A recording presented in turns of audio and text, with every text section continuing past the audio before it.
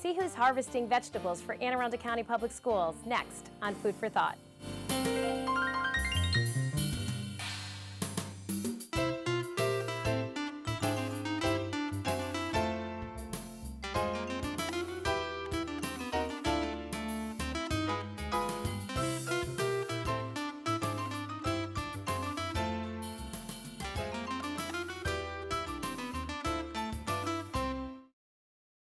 Hi, I'm Jodi Risse, the host for Food for Thought, and thanks for watching. Today I'm joined by Michael Crowder from the Coastal Sunbelt Produce Company. He's one of our vendors, and he's worked with us for many, many years here in Anne Arundel County. Welcome, Michael, to Food for Thought. Thank you. Thank you. Can you tell the viewers a little bit about yourself and just what is your role at Coastal Sunbelt? Well, Jodi, I'm a father of two. I have a 6-year-old daughter, and my son will be 2 in another month. I have a wife, married. I'm actually from North Carolina, and it's kind of ironic that I got into the produce business. Growing up as a kid, I grew up in a really rural area, and so before attending school for a couple of years, I actually spent a lot of time with my retired grandfather. So we would go out, and he had gardens here, and mainly he would produce so much that he couldn't eat it all, so he would give it away to, neighbors and friends and that sort of thing. So it actually built my appreciation for, fresh produce.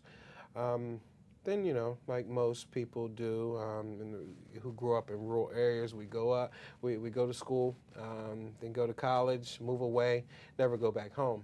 And I find it ironic that, now I'm in the produce business when, I started out as a kid learning so much from my grandfather about raising, growing fresh fruits and vegetables. So it's kind of funny that when you talk about that, because we always say in Anne Arundel County, we have a slogan, and it hits home exactly with you and your grandfather. We always say the more we can educate our students and expose them to fresh fruits and vegetables, they get excited about it. So we have a healthy student. And then we always take it a step further and say if there's a healthy student, there's a healthy school. And we can cultivate communities of wellness, exactly what you did with your family and what your grandfather did for you, because the excitement around it and the appreciation is just priceless. Right. And my daughter's 6 years old now, so next year I told her that we would have a garden at our house. So, and she wants to grow pineapples and bananas and that sort of thing. But I told her, it's not going to happen. You might want to start with squash, right? Yeah, maybe squash. Tomatoes. We can grow watermelon here, but so that should be fun next year. Looking forward to that. Now, how about your role for the viewers? Because, somebody watching today, if it's a mom, dad, it could be just any of our community members out there. Who is Coastal Sunbelt Produce, and what is your role there at the company? Well, my role at Coastal Sunbelt first of all, Coastal Sunbelt Produce is actually the leader in distributing fresh produce in this area, in the Mid-Atlantic area, also dairy as well. So Coastal Sunbelt Produce, our range covers from New York to North Carolina on a daily basis, but we're really trying to lead the way, show other companies really how to do it. We care a lot about our produce, we care a lot about our customers, and we really work hard to really provide that service that is uncommon in this industry. Me personally, I really had a passion for working with the schools, and I've been with Coastal for over 7 years now, and during that time I kind of really targeted schools. I made schools my mission because I felt like there were things that Coastal could provide the schools, and as far as deliveries and quality produce. Something that we do, and maybe we could talk about that. Okay. I think together, our partnership, so if you started 7 years ago, and I think it's roughly 7 years ago that I became the supervisor. Right. I felt in Anne Arundel County, we had such a passion for educating students, but how could we really not only educate them academically, but to foster good healthy lifestyles and to really produce a well-fed, a well-nourished child that will obviously succeed academically. So over the years, I think our relationship has definitely blossomed. Right. And we've really cultivated a good relationship because we could work back and forth on many things, such as local produce. You might call me and tell me, you know what, the peaches right now, they're, we're out. We're not going to have any more peaches for the season. So how have you worked with us in Anne Arundel County? Because somebody watching is going to say, do we really talk? Does Jodi Risse really call Michael Crowder on a weekly basis? And we do. We do. We talk quite often. I think one thing about it is over the years we've developed a really good relationship and a really good trust between us two. So I can make that call and say, hey Jodi, peaches are not good right now, and you can trust me enough to know that what, Michael is telling the truth. So we're gonna stay away from the peaches. I think that in working with the schools, that's one of the biggest things that we have to overcome. It's not just sales for me. It's more so a passion that, I love doing what I'm doing. I love working with the schools. And I love building those relationships with school administrators like yourself. So for me, I'm going to do everything possible to make sure that I give you the very best of my company. Whether it's delivery times, getting the truck there. I take it personal when my truck doesn't get there on time. So I take it personal when there's, the salad's left off the truck. So just having that working partnership is making, it makes things better on your end, and it also makes things better on my end. So and that's what I try to give to the school system. And I think that's what you provided us here in Anne Arundel County. I think for somebody watching, they'll say, well, how much produce do we really buy? And it is hundreds of thousands of pounds. Each year we grow our local produce numbers. So I think, I guess it was like 2007, probably 2008, we really didn't serve local produce at all. Right. We had no connection to the farmer, and that's really the person we wanted to know. Right. So I think together we have had many successful stories of how do we meet farmers and how do we make sure that our students know where their food comes from. Right. So it's been those relationships and then the growth that we have. We serve almost 30,000 servings or 30,000 lunches a day, sometimes 32,000. And our potential is so much higher. For someone watching today, I want them to say, we do so much with fruits and vegetables in Anne Arundel County. They want their children or their grandchildren to eat lunch with us. When you're in the schools, and I know you've been in Anne Arundel County, you've participated in many events with us, what do you think the produce looks like for somebody watching? If you could be their eyes for them right now, what is, how does it displayed? The colors, how many varieties do we do here in Anne Arundel County? Well, I think over the years I've really seen it grow. You guys are doing a phenomenal job with the amount of and the options that you have every day. I think you're probably one of the only ones in the state who provide as many, different options. One of the things that I really do love when I've gone into your schools is seeing the orange, the green, the reds, those types of things. So I've really seen, as far as me going into the schools over the last 5 years that we've been working together, I really see that you guys have really made a real commitment to providing more and more every year, more and more fresh fruits and vegetables every year. And I think you guys really lead the way and can be an example for other school districts to show them how to do it and do it right. So I congratulate you in that, Jodi, because I think you guys are on the right track. Yeah, we feel we definitely are. I think with the leadership of Dr. Arlotto and just from our superintendent down, we're all passionate in Anne Arundel County, and it's when we have partners like yourself that feel that same passion and know that we can make a difference for every single child. So even maybe one of our students that has a bag lunch that maybe didn't have any fruits or vegetables in their bag lunch that day, for them to look over at their friend or the boy or girl across the table and see a plate full, they fill half of their plates with fruits and vegetables. It's really powerful, and the visual is priceless. It's just beautiful what they get to see each and every day in our county. Now, the logistics of all this is pretty mind-boggling. I think of it all the time. We have 120 locations that receive, that serve food. We have about 46 locations, give or take. I know we add some every time we get bigger participation schools. How do you logistically make sure trucks are always in the right spot for Anne Arundel County on top of all the other counties that you service? Well, it's a tough job. It really is. And not only do I work with you very closely, I also have to work with my transportation department. So on a weekly basis, we have several meetings, and also I'm always monitoring those trucks to see who we need to look out for, if this truck is going to be a little late, and just communicating that back with the schools when we have that real-time information. But logistically, it is a challenge. I will say that it is a challenge. And fortunately for us, Coastal Sunbelt Produce, we've grown this school business to the point where we have about 10 routes going out every day now, going to different school districts in the area. And for me, it's a dream come true, because when I started out with Coastal, I wanted to work with schools. So for me, I can see it grow and blossom to what it is now. And but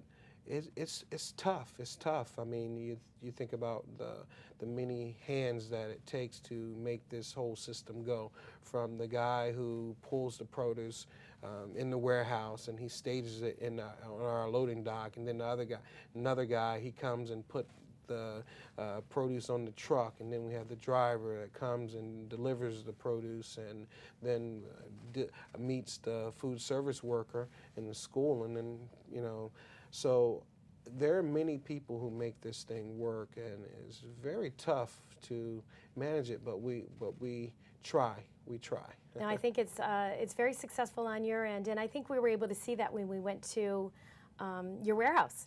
So we were able to take a team of our staff, which I'm hoping to do that again. Mm-hmm. We were able to go to the warehouse and really see all the SKUs of produce, and just multiple cases everywhere. I can't imagine, you know, the buyers of that, the salesmen of that, and just, again, all those folks that pick that and then put it together on a truck. Right. Which fruit or vegetable do you see as probably the newest item that's been introduced into school foods? Well, I think kiwi is actually picking up right now. Mm-hmm. Kiwi is an item I know that you guys have increased. You buy a lot more kiwi than before, but kiwi, and also butternut squash as well. Butternut squash is one of those, we kind of like the world fell in love with butternut squash again. You know, before, when our parents made us eat it, we didn't really like it, but now, you know, starting to figure out that butternut squash is very healthy, and it can taste really good if prepared the right way. So I think those are two items that really are trending upwards in our industry. They're items that we've had in Anne Arundel County. I mean, kiwi has been on our produce bid for years. I'm here 20 years, so it has been on our menu for many years. Starting to catch on as well. But the butternut squash and the acorn squash, and I know we talked a little bit before the show just about Brussels sprouts. It's something that I love, my children love, and we started just steaming the Brussels sprouts. Now we're roasting them, and we're adding them with a balsamic glaze that's really giving them some beautiful color once they're roasted. So it's fun trying new and interesting items with our students each and every year and getting them excited about produce. Right. So what we're going to do is, Michael, we're going to break, because I think the important part about today's show is that we have a local farmer with us. And thanks to Coastal Sunbelt, I was able to, with some staff here from Anne Arundel County, go to the farm and actually meet him in person and see the staff on site, as well as seeing the beautiful farm that he had. So thank you for coming in today. Thank you. Don't go away. We're going to be right back with Arnold Farms, specifically Bob Arnold from Arnold Farms, and he's going to talk about all the great vegetables that he provides us in Anne Arundel County. This year, Anne Arundel County Public Schools will be administering a school climate survey district-wide called the Maryland Safe and Supportive Schools Survey. The initiative was designed to work with your child's school to learn more about what students, parents, and staff think about their school and how they can help improve the school environment. This survey replaces the previously administered bullying and community engagement surveys. We are particularly interested in perceptions of school climate, which include feelings about the safety, relationships, and the learning environment of a school. Schools with positive school climates are better places for students to learn and for staff to work. You will be asked to complete an online survey about your child's school. Your participation is voluntary, and the climate survey is completely anonymous. No one will ever know your individual answers to any questions. Therefore, please be honest as possible. There are no right or wrong answers. We anticipate that the survey will require approximately 10 minutes for you to complete. You can take the survey at any time that is convenient for you. You can complete the online survey from any computer, tablet, or smartphone. We will provide you with specific instructions for accessing the survey. We will also provide opportunities for you to take the survey at your child's school. Hi, I'm Jeannie Porter. Anne Arundel County Public Schools Department of Transportation is raising the level of awareness for the safety of your children as we transport them to and from school.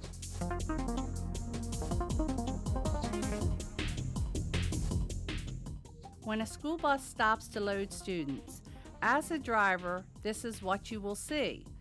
At 150 feet, the bus will activate hazard lights. At 100 feet, the bus driver will activate the amber lights. They will start slowing down. At 10 feet before the bus stops, they will turn on the red bus lights. Their stop sign will come out, and students will begin to load. Once all students are on board safely, the bus driver will turn off red lights and move forward. At this time, it is safe for the motorist to resume movement. Welcome back, and thanks for staying tuned to Food for Thought. My next guest is Bob Arnold from Arnold Farms in Chestertown, Maryland. He provides us many of our local vegetables during the school year right here in Anne Arundel County. Welcome to Food for Thought, Bob. Well, thank you. I'm glad to be here. Can you tell the viewers a little bit, about yourself, and I think specifically just who you are, and you are a local farmer near and dear to us in Anne Arundel County. So start a little bit about, tell us about your family, and then we're going to dive deep into what it is to be a farmer. Okay. Well, I've got 3 boys. I'm very fortunate, free labor. I've got a lovely wife, Sarah, who's a great cook. And so in some sense, I guess I have the ideal farm life because we have lots of fresh food, and she's a great cook, and we get to enjoy a lot of that. Now, we were able to come to your farm this year, and I think for somebody watching, it's pretty important for the food service staff to actually know their farmer and know where their food comes. And I think if I could share that, and that's what we're doing today through this show, with our students, with our parents, with our administrators, that we really have a connection. And I think when you and I met on the farm, we had a connection. We literally had no loss of words for us to talk about the great things you do. So in school food service, it's pretty busy on a day-to-day basis. But what I saw happen on the farm was it wowed me. So could you tell the viewers today, just what is it like to be a farmer? What's your day like? What's a typical day? Well, when everything's going well, we start about 5 o'clock in the morning. We start harvesting. We'll go with harvesting season and not planting season, but we'll go with harvesting season, which begins for us usually about the beginning of June. And we continue on through about end of November. It's very busy. It's hard work. Our men frequently end up with 80 to 90 hours a week. During the summer, it's incredibly hot. During the fall, it's usually wet, rainy, cool. So it's difficult work. Washing, preparing, packing, loading trucks, sending it out. It's a long day. My day usually doesn't end until 8 or 9 o'clock at night. And it starts at 5 a.m. Wow. So that's so hard, I think, as a parent specifically. I mean, I'm a parent of 2 girls here in Anne Arundel County Public Schools. And I love the fact that I can touch them through the school meals program. So I know every day that they eat a school lunch with me, I know exactly what they're getting. And having the connection with you as a local farmer, I just know all these students in Anne Arundel County are able to get zucchini that came from your farm. And I'm glad for that. And I have a very similar connection because I live very close to the packing shed, so I get to eat with my boys every day. And even when we have dinner together, I still have to go back out and work frequently loading trucks, but I have that same connection, and it's important. And I think you shared with me before the show something that I talk about all the time on this food show, is that you ask your children when they come home, what do they have at school lunch, right? Yeah, I do. And we talk about food, right? We talk about the importance of eating healthy. We talk about the importance of filling half of your tray or your plate with fruits and vegetables. And specifically what we do here is fresh fruits and vegetables. What are the dialogue? What do you ask your kids? What do you say to them? Well, at dinner we usually ask them, what you have for lunch today? Because they have the option. Mom will either make them lunch, or if they see something good coming up in the menu, she'll let them buy lunch. So it's, what did you have for lunch today, guys? And it's always fun to listen to what they had. Now, sometimes they really like what they got. And sometimes, they'll tell me, well, we had mystery meat today. I'm not Yeah. sure what mystery meat is. I guess it's a mystery, but. Yeah, see, we don't have mystery meat, but we have lots of fruits and vegetables in Anne Arundel County, so I think that's always that's the trick. Well, you know, fruits and vegetables, there's no greater variety in a meal than in fruits and vegetables. Color, texture, flavor. That variety comes out of fruits and vegetables. Meat's meat, bread's bread. I don't mean to belittle those things. They're very good too, and they add a great deal. But the variety and the spiciness, the special things, is in fruits and vegetables. And I think you touched on something with texture. I think so many of our students, we do Tasting of the Rainbow here in Anne Arundel County. So the first Friday of every month, we do a new fruit or vegetable, and then we just call it Tasting of the Rainbow. So it's always going to be a different color. We love for them to have the sample, look at it with their eyes, see the color, feel the texture of the item. And we've introduced quite a few items on our menu through that tasting. Brussels sprouts is one of them. And I know we talked before the show, and you said, your kids really eat Brussels sprouts. And I said, honestly, they do, and I love them. But Right. We found the 3 people in Anne Arundel County that like Brussels yeah, sprouts. and I think I'm going to throw my husband in too, so there's actually 4 of us. But in Anne Arundel County, they're really starting to pick up. And I think what we see is the more we expose the students to it, the more we encourage, and we like to say we nudge them to try, and just try a little piece of it. They don't have to take a half a cup, just try some. Absolutely. And I think that connection with where their food comes from and the variety of food has been lost. But what you're doing is similar to what they do in farmers markets now. There's people out there sampling all the time, trying new vegetables. Try this as you develop markets, and you're developing taste buds. So I think that's great. It's a great idea. We love to do it. We talked about this one too before the show, and I know Michael from Coastal Sunbelt talked about it a little bit too. Would you really want to have a half a cup of kale? Maybe not. But would you like tablespoon or 2 tablespoons, or a quarter cup, just a small amount of that, a little bit of peaches. Maybe we have applesauce out there, and this youngster loves applesauce, but then they also put a fresh pear on their plate. I mean, it's things like that that in Anne Arundel County we really encourage. We want them to take it themselves, and we want them to experiment with all a variety of colors. That's great. The kids in Anne Arundel County are very fortunate, I think, to have that ability or have that variety presented to them. We feel that too. We feel that we're very unique in that matter, and for everybody watching, we really encourage them. Not only is it priced right, the nutritional value that they get for our school meals is really priceless. How, Bob, did you get started to be a farmer? So I'm a dietitian, so when I was young, my parents always talked about eating healthy. We always had physical activity in our life, which we always say is a balance, right? You need to eat well, but you have to take care of your body and be physically active as well. How did you start farming, or what's the reason that you became a local farmer for us here in Anne Arundel County? Well, I grew up in North Jersey, and when I was 10 years old, my father started me on a farming project, growing a half an acre of sweet corn. When I was 11, we grew a full acre of sweet corn, which I sold on the road in front of our house. Unfortunately, my father was killed in a construction accident when I was 12, so that stopped. I went through school, and I went on off to college. And here's my point where I tell kids stay in college, because I didn't stay in college. I dropped out. I went back home, and my mother said, Bob, there's 2 important things that you need if you're going to continue on. And I said, really, what's that, Mom? She said, well, one is a job, and the other is a new place to live. So I announced to her that I was going to become a farmer, which she thought was very funny, but she said that seeing as I was going to become a farmer, I could stay at home and live there a little bit longer while I explored that avenue. Oh. And so that's how I rented land, I bought machinery, and from a very small beginning, I expanded down on the Eastern Shore in Chestertown, Maryland, which is a great place to grow. It's home today for you, right? It's our home now, and it's a great place to grow vegetables. We've got great soil, great climate. Now, we were on the farm, like we mentioned already, and obviously we saw a lot of corn, we saw the harvesting of corn, just the men that were working there, very dedicated, obviously, to what they... They've been coming back to the farm. Some of them have been working for us 15 years. Has it really been that long? I mean, you could see that they were definitely dedicated, and you could see the connection that you had with the staff, as well as you had with a bunch of visitors, basically coming to the farm. We enjoy visitors. We came with video saying, we love this, to be able to showcase what, the relationships that we have. Sarah and I both believe that it's important to share what we have on the farm with as many people as possible. So few people really know where their food comes from, and they have so little connection. And unfortunately, that breeds a lot of fear, and we have a lot of people that are concerned about food safety and other issues. we have the safest food in the world in the United States. And the reason that they're fearful is because they've lost that connection. And Sarah and I believe that we need to do something to reestablish that connection of where your food comes from.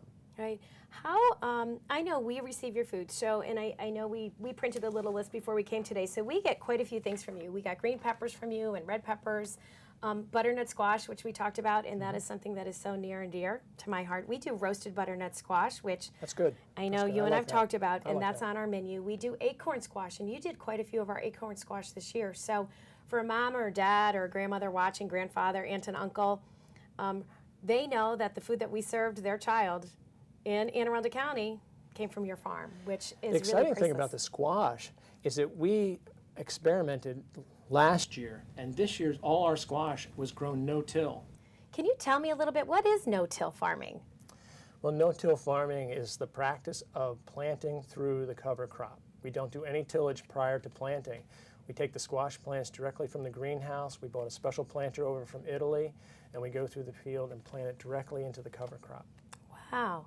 So there's no soil disturbance. I was gonna There's no say, so carbon this- released into the atmosphere. There's very little soil or erosion running off into the bay. It's great. So can you do that on all of your crops, or how? So again, you know, I'm talking as a dietitian. I was enlightened when I was on the farm, but what crops is it certain crops you can do it with, certain you can't? Yeah, certain of the large seeded crops like squash, corn work very well. But other crops like spinach and things like that require tillage. The seeds are very small. The planters require a very level seed bed in order for it to work successfully in the soil. Okay. And The when did you squash start plant. this? Well, Just we've been as- experimenting with it for 3 or 4 years, trying to figure out the right process to get it to work well. We had a lot of failures, but we finally last year thought that we know what we're doing. Let's go whole hog on it, so to speak. And it's worked out beautifully. We've had the best squash crop. It's the cleanest squash crop we've ever had, and I'd say probably going to be the highest yielding one we've had. And I'm happy to say that Anne Arundel County students had some of that squash, because it did. I know this year we did. We purchased all those great items. We do every year, but this year squash, both the green and the yellow, did come from your farm. How do you, you know, on a day-to-day, I know exactly what I'm going to do in school meals, and I know what my menu plans are and what I forecast for the future. How do you plant crops? How does a farmer say, I know what I'm going to plant this year? Well, we usually start in the fall, and we look backwards and we say, well, what worked well and what didn't work well? And then we look at the markets for the past year, and we say, well, that's not really selling well, and the trend is down or whatever, or maybe it's up. In addition, every year I plant 2 or 3 different things I've never grown before, and I experiment with them and see whether it's something that I can grow and whether it's something I can sell. This year it was fennel and leeks, Wow. and I can grow both. Unfortunately, I'm not sure I can sell fennel. It doesn't seem like fennel's very well received in the Mid-Atlantic area, but leeks are pretty popular. Any other new ones that came in? I know I asked the same question of Michael earlier. You know, what do you see trending, or what do you see that is becoming more popular or less popular? Is it consumer demand? Is it from the retail market? Is it from the school side? Well, you mentioned butternut earlier, but kale is extremely popular right now, although I think it's starting to trend down a little bit. We've seen this before. Vegetables will be the vegetable of the year. At one time it was zucchini, another time it was spinach, and they'll run for a year or so, and then people will find another vegetable that the cook shows have picked up on and everybody thinks that they need to have. I know we talked a little bit before the show about kale, because we do offer steamed kale in Anne Arundel County. Some schools love it. Some schools really do not like it. And we tried to bake kale and or roast it or bake it and do kale chips. And it didn't go too well. And I think you tried it at home. You We tried mentioned it your at wife home, being yeah. a great chef at home. We thought that the kale chips were going to be the in thing and that we were going to develop that and it's going to be a great thing for us, but it didn't work out. We tried it with collards also. We couldn't roast either one or make a chip out of either one. They flake apart. Yeah, and that's what we felt, that it was so sensitive to temperature that you would go from still having some of that texture, and that's what we talked about earlier, just how important texture is to the students and to the variety of items that we offer. It lost all texture. Yeah, once you've roasted it, it's not much but like a blackened piece of notebook paper. Yeah, and it goes to this flake, right? So even the mouthfeel does not really work. It doesn't work now. Yeah, well, again, you know, I think we're going to have to close the show for today. We're hoping we come back to the farm again because Anytime. we You're always loved the welcome. visit. I think the viewers seeing it in the shots today will feel the same way, and just the value of knowing who the farmer is, personally meeting you today on the show, and for us, it was so important for our connection to what you do for Anne Arundel County Public Schools. So thank you so much. Well, thank you. As you can see, the local produce in Anne Arundel continues to rise. We served 0 or no pounds just 5-6 years ago, and now we're doing 287,000 pounds. Even year to date, right, you could do 80,000 in just a month or 2 pounds of local produce. So it's so important to us. Fruits and vegetables on the tray every day are also important. And if you have a student in Anne Arundel County, you know, ask your child, did you fill half of your plate with fruits and vegetables today? Because we know we ask our children, both Bob and I do, and it's important to have that dialogue and to really set the example for your child.